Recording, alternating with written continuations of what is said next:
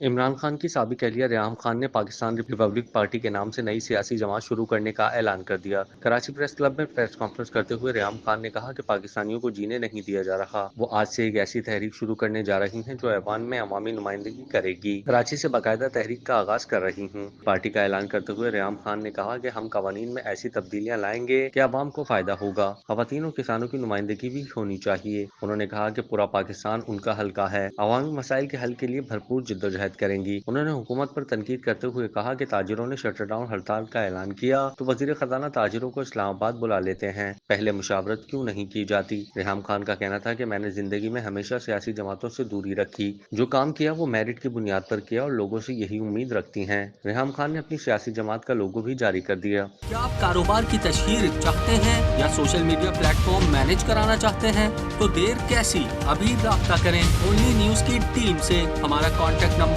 آپ کی اسکرین پر ہے۔